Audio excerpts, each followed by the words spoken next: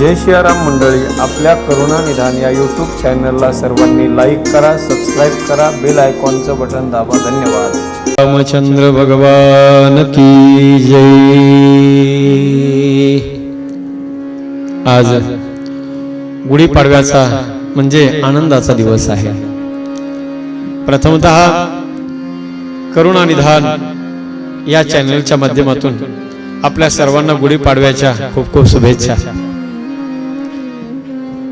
आज हा गुढीपाडवा का साजरा केला जातो? आपल्या सगळ्यांच्या मनामध्ये अनेक प्रश्न आहेत.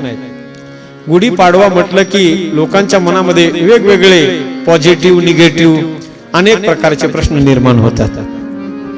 का साजरा करतात? काही लोक तर म्हणतात या जुन्या परंपरा बंद केल्या पाहिजे, जरा नवीन परंपरा काही सुरू केल्या पाहिजे. पण खरं सांगू सज्जन हो, गुढीपाडवा हा जो उत्सव आहे, हा उत्सव आपल्या सनातन किंवा हिंदू धर्म संस्कृतीशी जोडला गेलेला उत्सव आहे. का साजरा करतात हा गुढीपाडवा?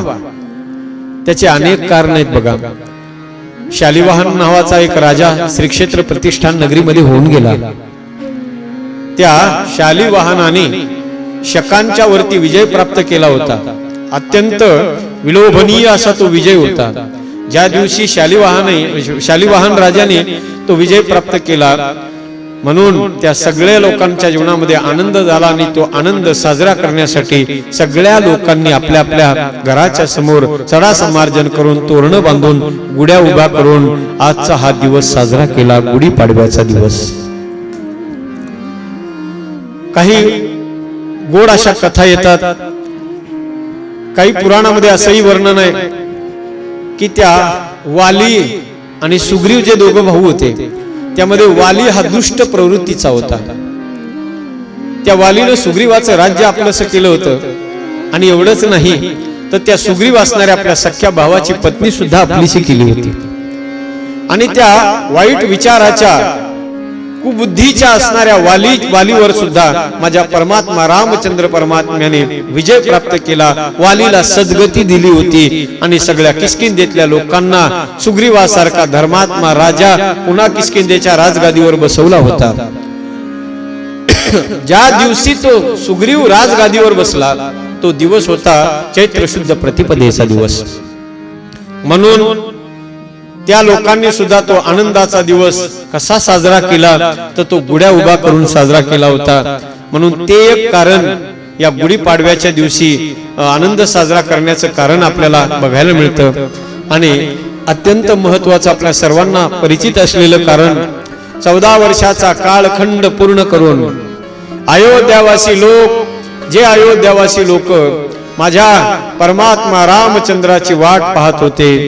राम आएंगे तो अंगना सजाऊंगी, दीप जला के दिवाली मैं मनाऊंगी, मेरी झोपड़ी के बाग आज खुल जाएंगे, राम आएंगे, मेरे जन्मों के सारे पाप कट जाएंगे, राम आएंगे. आणि अयोध्यावासी लोकांच्या मनातली इच्छा पूर्ण करण्यासाठी, त्या सर्व लोकांच्या जीवनामध्ये आनंद प्राप्त करून देण्यासाठी 14 वर्षाचा कालखंड पूर्ण करून परमात्मा रामचंद्र ज्या दिवशी अयोध्येमध्ये आले आणि त्या लोकांना आनंद दिला, ज्या दिवशी रामजी अयोध्येत आले, तो दिवस होता चैत्र शुद्ध प्रतिपदेचा. त्या लोकांनी माझे रामजी आलेत म्हणून एवढा आनंद साजरा केला. गुढिया तोरणे करीती कथा गाती गाणे, प्रत्येकाने आपल्या दारादारावरती सडा समार्जन केला. एवढंच नाही तर गुड्या उभा केल्या, आनंदाचा उत्सव साजरा केला. आणि तो दिवस होता खऱ्या अर्थाने गुढीपाडव्याचा दिवस. आणि असे अनेक कारण आपल्याला पाहायला मिळतात. आणि म्हणूनच खऱ्या अर्थानं आणि भौतिक दृष्टीने जर आपण विचार केला तर गुढीपाडव्याचा हा दिवस, या दिवशी हिंदू धर्माला मानणारी जी माणसं आहेत, ती सगळी लोक काय करतात की आजचा जो गुढीपाडव्याचा दिवस आहे, त्या गुढीपाडव्याच्या दिवशी खऱ्या अर्थानं त्या गुढीपाडव्याच्या दिवसालाच नवीन वर्ष असं समजतात. काही नवीन काही कामं करायचे असतील, शेतातले कामं असतील किंवा एखादी फॅक्टरी ओपन करायची असेल, एखाद्या दुकानाचं उद्घाटन करायचं असेल, एखाद्या बँकेचं उद्घाटन करायचं असेल, तर ते सुद्धा गुढीपाडव्याच्या दिवशी सगळी उद्घाटनं केल्या जातात. कारण दिवस अत्यंत शुभ दिवस आहे, अत्यंत महत्वाचा दिवस आहे. हिंदू धर्मातल्या तमाम लोकांच्या जीवनामध्ये ऊर्जा निर्माण करणारा, प्रेरणा निर्माण करणारा आजचा हा दिवस आहे. कसा साजरा केला जातो? घरात त्या दिवशी आमच्या या सर्व माता भगिनी सकाळी उठतात. गुढीपाडव्याच्या दिवशी पहाटे लवकर उठतात, दारामध्ये सडा संमार्जन करतात आणि एक वेळूची बांबूची काठी, त्या काठीमध्ये एक कलश उलटा ठेवतात. आता बऱ्याच लोकांच्या मनामध्ये असाही प्रश्न निर्माण होतो की हा जो कलश आहे, एरवी कलश हा आनंदाचा प्रतीक मानला जातो. कोणतंही शुभ कार्य जर करायचं असेल तर पहिलं भारतीय संस्कृतीमध्ये कलश स्थापना केल्या जाते. कलशाची स्थापना म्हणजे आनंदाची, शुभ कार्याची सुरुवात कलशाने निर्माण केल्या जाते. परंतु एरवी इतर वेळेला तो कलश हा व्यवस्थित मांडला जातो. कलशाचं तोंड आकाशाच्या दिशेने असतं, वरती असतं, पण गुढीपाडव्याच्या दिवशी त्या कलशाचं तोंड खाली केलं जातं. का खाली केलं जातं? त्याचं कारण आहे. बऱ्याच लोकांच्या मनात हा प्रश्न निर्माण होतो की कलशाचं तोंड, गुढीला ज्या वेळेला तो कलश उभा केला जातो त्यावेळेला त्या कलशाचं तोंड उलट का असतं? काही काही लोक वेगळ्या सुद्धा चुकीच्या परंपरा समाजापर्यंत पोहोचविण्याचा प्रयत्न करतात. काही लोक म्हणतात छत्रपती संभाजी महाराजांचा मृत्यू झाला म्हणून कलश उलटा मुद्दाम केला होता, त्या औरंगजेबाने कलश उलटा केला होता. असा विषय नाही. छत्रपती संभाजी महाराज आपल्यासाठी सगळ्यांसाठी वंदनीय आहेत, पूजनीय आहे. आणि छत्रपती संभाजी महाराजांचं बलिदान हा माझा महाराष्ट्र आणि भारतीय संस्कृती कधी विसरू शकत नाही.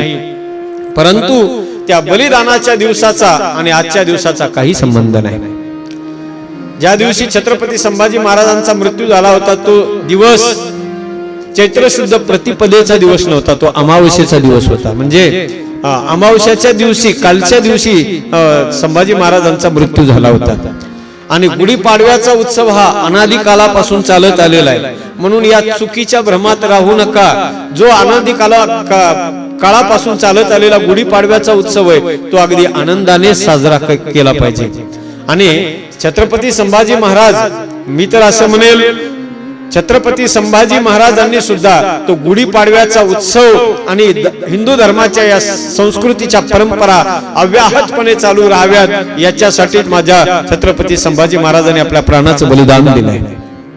माझी तर विनंती असेल की तमाम सगळ्या हिंदू धर्मातल्या लोकांना की गुढीपाडव्याच्या दिवशी गुढी उभी कराच, त्याला कलश सुद्धा लावा आणि त्या कलशाच्या बरोबर जे रेशमी वस्त्र असतं ना, मी म्हणेल की त्या रेशमी वस्त्राचा जो रंग आहे तो रंग भगवा असू द्या. कारण भगवा रंग हा त्यागाचं प्रतीक आहे. कळू द्या सगळ्या जगाला की आमच्या छत्रपती शंभू राजाने गुढी ही आनंदाची गुढी, ही संस्कृती, ही परंपरा टिकवण्यासाठी, धर्माचं रक्षण करण्यासाठी आमच्या छत्रपती शंभू राजांनी आपल्या प्राणाचं बलिदान दिलंय हे समाजाला कळू द्या. चुकीच्या प्रथा आणि चुकीचे विचार समाजामध्ये कधीही मांडले गेले नाही पाहिजे. आणि म्हणून त्याचं एक वेगळं कारण आहे की उलटा कलश का केला जातो गुढीपाडव्याच्या दिवशी. त्याचं कारण आहे सज्जनो की गुढीपाडव्याच्या दिवशी एक जमिनीमधून निघणारी जी ऊर्जा असते ती ऊर्जा आकाशाच्या हवेच्या माध्यमातून त्या कलशामध्ये साठवल्या जावी आणि नंतर त्या कलशात साठलेली ऊर्जा ज्या घरावरती तो कलश लावलेला आहे त्या संपूर्ण घरावरती ऊर्जा तिचा फैलाव व्हावा आणि ती त्या सगळ्या घरामध्ये टिकून राहावी पूर्ण दिवसभर, याच्यासाठी तो उलटा कलश निर्माण केला जातो. किंवा जमिनीतून निघणारी जी पॉझिटिव्ह एनर्जी आहे, पॉझिटिव्ह ऊर्जा आहे ती कलशामध्ये स्थापित व्हावी याच्यासाठी तो कलश उलटा असतो. आणि ती ऊर्जा, साठलेली ऊर्जा, कलशामध्ये साठलेली ऊर्जा आमच्या तमाम सगळ्या शेतकरी बांधवांना त्या जमिनीवर तिचा प्रसार व्हावा आणि शेतकरी बांधवांच्या जीवनामध्ये भरभराट निर्माण व्हावी, ऐश्वर, संतती, संपत्ती, भरभराटीचं जीवन तमाम हिंदू धर्मातल्या लोकांच्या जीवनामध्ये भरभराट निर्माण व्हावी, याच्यासाठी खऱ्या अर्थानं तो कलश लावलेला असतो. आणि त्या दिवशी उलटा कलश याच्यासाठी बी आहे की जे काही अनिष्ट होणार असतं, आपल्या जीवनातलं सगळं अनिष्ट वाईट सगळ्या गोष्टी निघून जाव्यात आणि चांगल्या गोष्टी आपल्या जीवनामध्ये निर्माण व्हाव्यात, आनंद आपल्या जीवनामध्ये त्या वर्षभर तिथून पुढे आपण पाहिलंय सज्जन हो. 2024 2025 हे जे वर्ष आहेत हे माणसाच्या प्रत्येक माणसासाठी अत्यंत काही ना काहीतरी कॅज्युअलिटी निर्माण करणारे होऊन गेले, काही ना काहीतरी नुकसान करून गेले. प्रत्येक माणसाचं या